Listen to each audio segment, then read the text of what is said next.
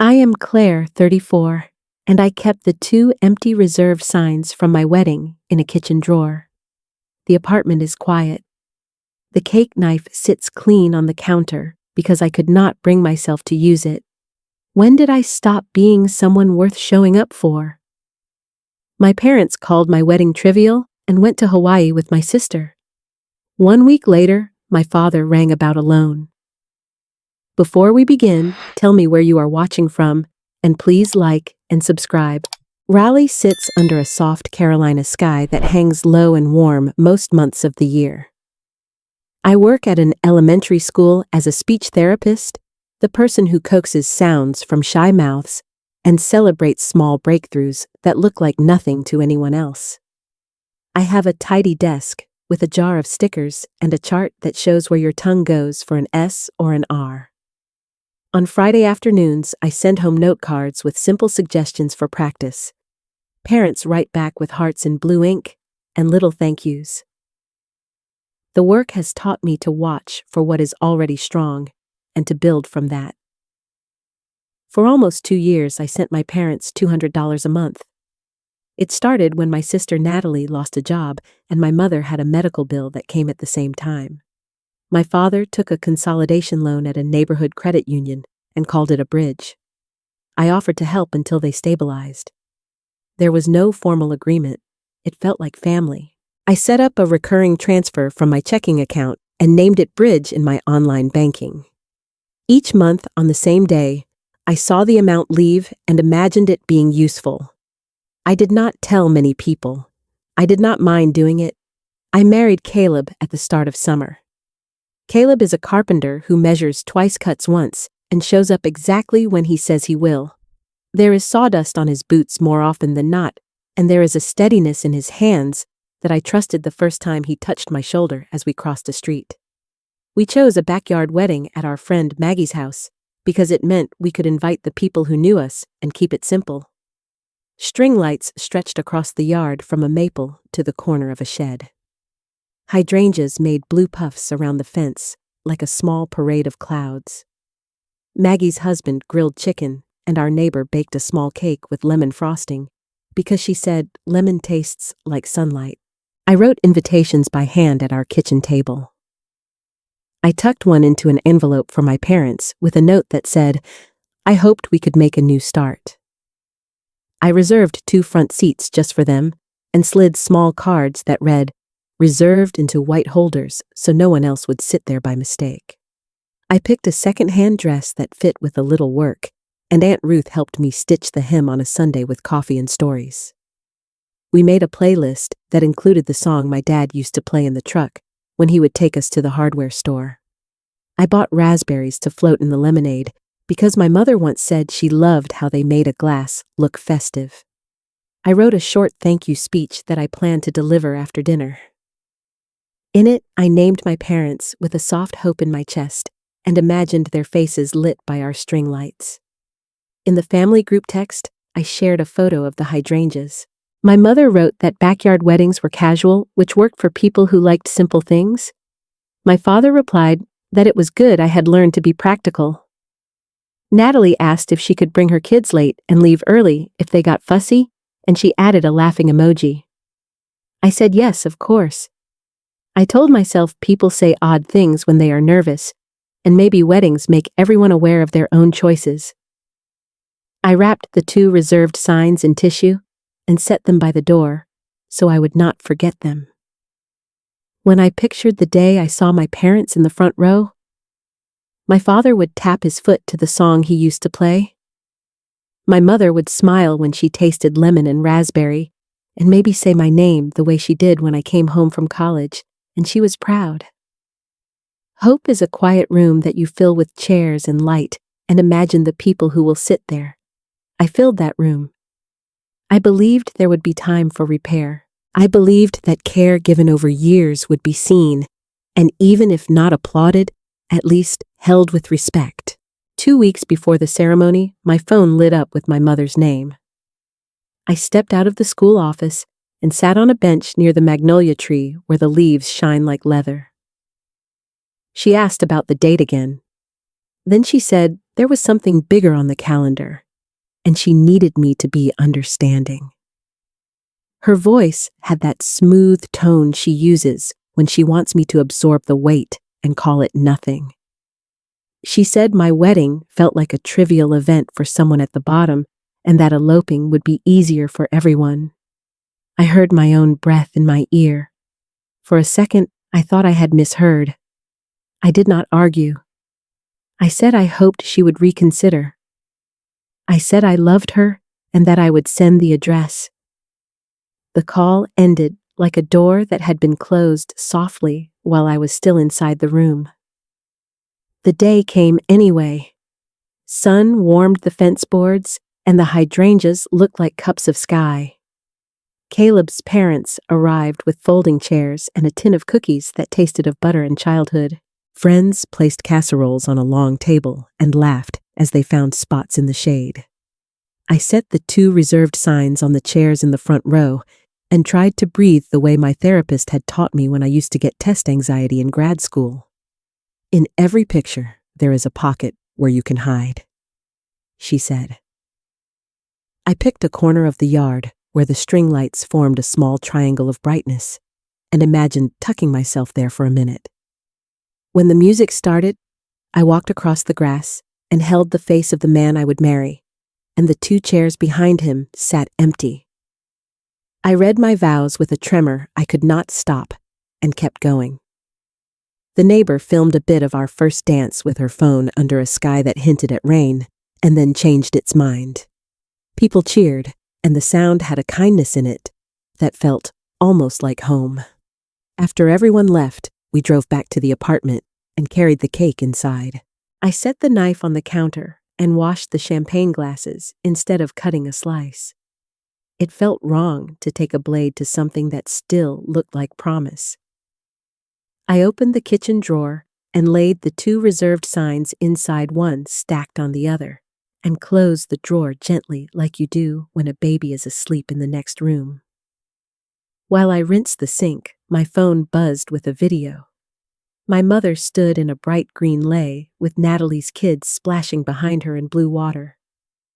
She tilted the camera to show a hotel with palms and a glassy sky and typed family time at last with little icons that bounced and sparkled.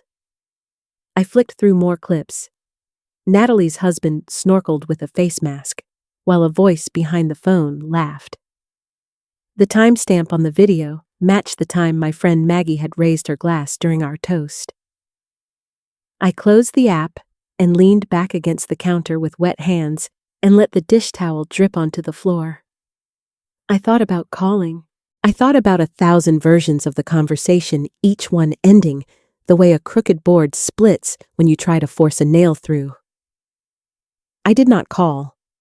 I sent a message to Aunt Ruth that said the seats stayed empty and the lights were beautiful, and I am okay. She sent a voice note back. I saw your pictures, sweetheart. You looked brave. I am proud of you. I pressed save on the note and listened to it twice.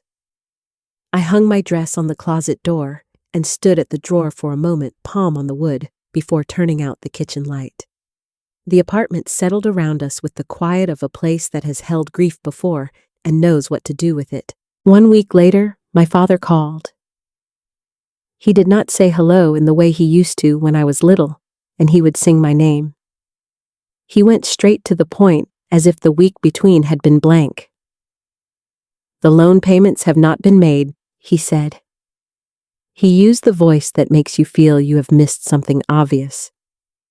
He asked if my bank had a glitch. He told me to fix it. 2 days after my wedding, I had canceled the recurring transfer. I sat at the small table by the window where the afternoon light makes a stripe across the wood and clicked through my bank settings until the word cancel appeared, and I pressed it. The thought had risen in me clear as a bell. I was underwriting people who would not show up for me. I was paying for the privilege of being considered small. I had typed a note in the memo field that read, "Stop bridge," and closed my laptop and cried in a way that did not require noise. On the phone, I told my father the transfer had ended. I said the wedding was hurtful and I needed to take care of my life. He said family had obligations. He said there was a plan. He said I had agreed. There was no contract, but he used the word agree the way people use a ruler to draw a straight line over something they want to flatten. My hand shook. I put the phone on speaker and placed it on the counter next to the clean cake knife. When he told me again that the payments were late, I said, "Please do not contact me about trivial matters." The words came out calm and sharp. They were the same words they had thrown toward my day. Silence opened like a field between us. He called me ungrateful. I told him I needed to go. Then I ended the call and slid to the kitchen floor and waited for my breath to catch up to my body. I opened my laptop and wrote an email to the credit union asking them to confirm that I was not listed on any loan. A manager wrote back within a day and addressed me by my last name and said I was not a borrower, not a co-signer, and had no legal attachment. I pulled my credit reports and looked for anything that did not belong. They were clean. I set a fraud alert anyway, and then a freeze because precaution is a way to be kind to your future self. I opened old travel accounts that still had shared payment methods from family trips and removed every card that had my name on it. I changed passwords and added a note on my desk that said, "Check again in a month." That same afternoon, I searched for a therapist who had evening appointments and found someone named Mariah, who worked out of a small suite near the art museum. I scheduled a session for the following week and wrote down a few sentences in a notebook that I wanted to say out loud, somewhere safe. The sentences were simple. I do not have to explain beyond what is true. I can be kind and still be done. I will not spend my life making it easier for people to treat me as less. When the appointment came, Mariah asked about the wedding. I told her I had set 2 chairs aside and watched them stay empty. She nodded and said, "Grief is not only for death." We rehearsed a conversation I might have with my parents if it came to that. She taught me a grounding trick, where you feel the weight of your palms on the table and name 5 things you can see and 5 you can hear. She said I could choose what kind of adult woman I wanted to be in this family, and that the choice would not make me a villain. I left with my breath deeper and my feet feeling the sidewalk as if it were made for me and not for anyone else first. A few days later, I took the practical pieces and arranged them the way I would prepare a lesson plan. I printed the bank transfer records that showed the dates and amounts of every payment I had made over almost 2 years. I printed the text thread where my mother called the wedding trivial. I took screenshots of the Hawaii videos with their timestamps and slid them into a document. I printed the seating plan with the 2 chairs marked in the front row.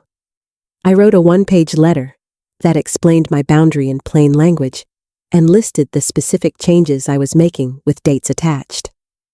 I put everything into a blue folder I had used before for student files when I needed to carry them with care.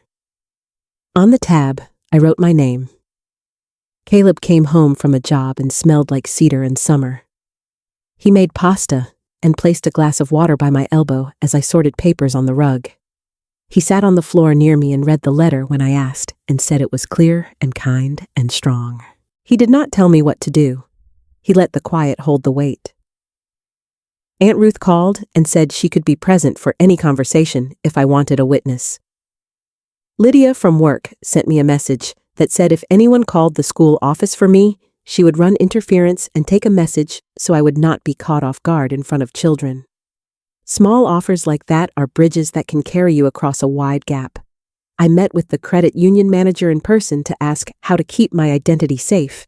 He wore a tie with small sailboats and took my questions seriously.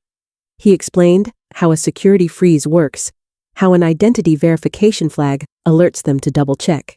He said if anyone tried to open anything under my name, they would call me directly. He thanked me for being proactive. I thanked him for being steady. In my next therapy session, I practiced the language of boundaries until the words felt like mine. I kept sentences short and free of apology. I named my goal not as punishment, but as safety and self-respect. Mariah reminded me that a boundary is a door with a knob on my side. I am allowed to close it. I am allowed to open it later if it makes sense. I wrote that sentence down and tucked it into the blue folder with the others. I decided to offer a conversation in person at a neutral place. I did not want to fight on a phone where tones can slide and meanings turn slippery. I asked Aunt Ruth to come with me. I picked a quiet diner with good coffee and booths that always feel more protective than chairs. I wrote a simple agenda of 3 points on an index card. I will state what happened. I will state what changes now. I will state what future contact will look like. I wrapped the 2 reserved signs in tissue and placed them at the bottom of my bag. I did not know if I would show them. I only knew I wanted to carry them with me as a reminder of what I was protecting in myself. The night before the meeting, Caleb and I walked around the lake near our apartment. Ducks cut small V shapes in the water. Cyclists coasted along the path and rang bells as they passed. I said I wanted to be someone who could hold a hard line without being cruel. He said he had already seen that woman in me. I slept through the night and woke with my hands steady and my voice almost ready. The diner smelled like coffee and hot griddle. A chrome caddy held little cups of cream that caught reflections. Aunt Ruth slid in beside me and set her purse at her feet like she meant to stay as long as it took. My father arrived first, in a shirt he wears to church and the fair, and anywhere he wants to look useful. My mother came a few minutes later with sunglasses still on, even though the light inside the diner was gentle. She kept the glasses on the table like a prop. The server poured coffee and left us with menus we did not need. I felt my palms on the table. I named 5 things I could see. Steam, a napkin holder, the salt shaker, my aunt's wedding ring, the blue folder. I named 5 sounds, a spoon clinking, a baby making a happy growl in a booth behind us, a door chime, the soft voice of the server asking a question 2 tables over, the hum inside my own ears. Then I began. I said the words that fit on 1 page. I said I was hurt that they called my wedding trivial. I said they chose a vacation instead of showing up. I said I had ended the transfers. I said I would not be taking calls about their loan. I said I would not argue or defend. I slid my printed letter across the table. My voice shook once and stopped. The letter sat there like a small boat that could hold only what it could hold without sinking. My father spoke first. He said the family needed me to keep the bridge until they caught up. He said it was duty. He said I knew how numbers worked and that the loan had a plan behind it. My mother said if I had wanted them there, I should have picked a real venue. Then she added a remark about Caleb being a carpenter, as if that proved something about my choices. Aunt Ruth cleared her throat and said that remark was unkind and off the subject. The server refilled our cups and moved like a person who has learned how to leave people space to be human without making a mess any bigger than it needs to be. I reached into my bag and took out one of the reserved signs. I set it on the table face up. I put my open hand over the word for a second. Then I said I saved these because I wanted to remember what it cost to keep waiting for people who do not come. I wrapped the sign back in tissue and returned it to my bag. It was not a flourish. It was a simple reminder to myself that this was not about power. It was about dignity. We circled the same arguments twice, because that is what families do when a pattern meets a wall. My father threatened to tell relatives I had abandoned my own blood. My mother said they would remember this when a will was read. I stood up before we got lost in that maze. I thanked the server and asked for the check and paid for the coffees. Outside, the sky was pale, the smell of warm pavement rising like a memory from summer nights when we were kids. and would ride bikes until the streetlights clicked on. Aunt Ruth squeezed my hand and said, "You did something hard, and you stayed kind." I felt the truth of that settle somewhere solid inside my chest. The first week after the diner was a weather pattern of messages. My father sent long texts that said I had turned my back on family. A few relatives forwarded those messages to me with notes that ranged from thoughtful to scolding to clueless. I replied to no one with heat. If anyone asked, I shared the letter I had given my parents. I told them I did not need them to choose sides. I said I was taking care of myself. I set my phone to do not disturb during work hours and created a filter for unknown numbers so the school would not be pulled into something that did not belong in an office where children waited for help with their sounds. Practical steps felt like a balm. I met with a credit counselor who drew a simple map of our finances on a legal pad and helped me design a plan with Caleb that felt like a promise to our future. Natalie posted a short video that hinted at a selfish sister without saying my name. A cousin called to say people were talking about how marriage had made me think I was rich. Aunt Ruth replied in the thread with one simple sentence. "Claire has been covering for years. Let her live her life." The cousin called me again the next day and apologized for carrying a story without checking the facts. Gossip is easy. Repair takes more work. I accepted and moved on. The credit union called my father when the loan went late. There was a grace period, then a fee, then a possibility of a plan. Without my transfers, the math stood in plain daylight. My father left me a voicemail that suggested a one-time payment to catch them up. His voice had a sigh at the end that used to hook me. It did not this time. My mother texted asking if I could at least share airline miles to reduce the cost of a flight they wanted to take later in the year. I did not reply. I opened my notebook and wrote down options as if I were teaching myself how to lay out choices for a child. I circled the one that said, "Do not rescue," and set the pen down. When I finally answered, I did it once, and in writing. I sent a short message that said, "I will not be making payments on your obligations. I wish you stability and health." I added a list of community resources with websites and phone numbers that the credit counselor had given me. One of them was a nonprofit that helps people negotiate interest rates. Another offered budgeting classes on weeknights. I pressed send and turned my phone face down and went for a long walk with Caleb around the lake. We talked about the shape of trees and a stack of books we might both read, and one day maybe building a little bench by our front steps where we could sit with coffee on fall mornings. Life began to fill back in. I applied for a small grant for classroom materials and got it. The email landed with a soft ping, and I read it twice. I ordered a set of wind chimes to use for a child who struggled to hear the difference between similar sounds and turned therapy into music. On Sundays, we invited Aunt Ruth and 2 friends for spaghetti and stories. Laughter began to visit our apartment again and stayed long enough to feel like it lived there. I took the $200 I used to send and paid off my remaining student loan 3 months earlier than planned. I slept through the entire night without waking to check my phone. When a new wave of texts came through, I felt it, but I did not bend. I had made a flip inside myself that was not about power, but about alignment. I did not relish their struggle. I simply refused to finance it. The air felt cleaner inside that decision. I breathed and felt all the way to the bottom of my lungs, like I had come up from deep water.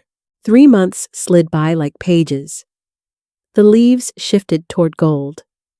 A letter arrived in my mailbox in my father's careful handwriting that looks like the tidy block print of a man who learned to write with pride in school. Inside was a short note. He did not say he was sorry for the words about my wedding. He did not mention Hawaii. He wrote that the loan had been placed on a hardship plan. He said they had sold the small boat he used to keep at a nearby lake. He asked if we could talk before the holidays. I took out paper and drafted a response. I wrote that a conversation could happen under conditions. I asked for a real apology for calling my wedding trivial and for the words that said I was at the bottom. I named what future contact would look like for me. I kept it short and plain. I did not ask for understanding. I asked for respect. I addressed the envelope and left it on the counter for a day to make sure it still felt right the next morning. It did. I mailed it. That afternoon, I went to a small shop and bought a simple black frame. At home, I opened the kitchen drawer and took out one of the reserved signs. I slid it into the frame and wrote a line on the back with a fine pen. For the seat, I now save for myself. I hung the frame on the wall by the door where we keep our keys. It looked like a small piece of art, like a quiet promise. The second sign went back into the drawer. I decided I would keep it until the day I met a friend who needed a reminder, like the one I had needed. I imagined pressing it into her hands and seeing her face change as if she remembered something important she had set down long ago. I kept seeing Mariah, but our conversation shifted. We talked less about the past and more about the shape of a life that is not organized around earning love. I chose a micro-tradition for our wedding anniversary. Caleb and I cook something easy and light a small candle and read one sentence we admire about the other. It is nothing that anyone would post about. It is a string light at the edge of a yard. It is enough.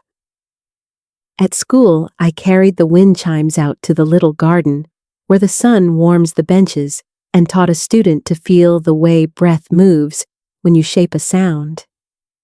We laughed when a butterfly kept circling a red flower like it was deciding whether to sit or keep floating. The child found a clear S where before there had been a thea that turned words fuzzy. He looked up at me as if I had pulled a coin from behind his ear. I told him he had done the work. I had only held the space. Thanksgiving came. I set our table with cloth napkins that had belonged to Aunt Ruth's mother. I invited Aunt Ruth and 2 coworkers who had no plans and wanted somewhere warm to go. I did not invite my parents. I left room for a future where respect might arrive. If that day came, the table could grow. If it did not, the table already held people who showed up without being reminded, without being paid for, without making me small in order to feel large. Every so often, I open the drawer and see the second sign. It no longer makes my chest ache the way it did on the night I slid it under the spatulas and spare dish towels. It feels like a seed I am keeping safe for someone else. I imagine a day when a friend will sit at this table and I will listen to her story, and when she finishes, I will open the drawer and place that small card in her hand. She will turn it over and understand what I am giving her. A seat with her own name on it, a place that does not ask her to shrink.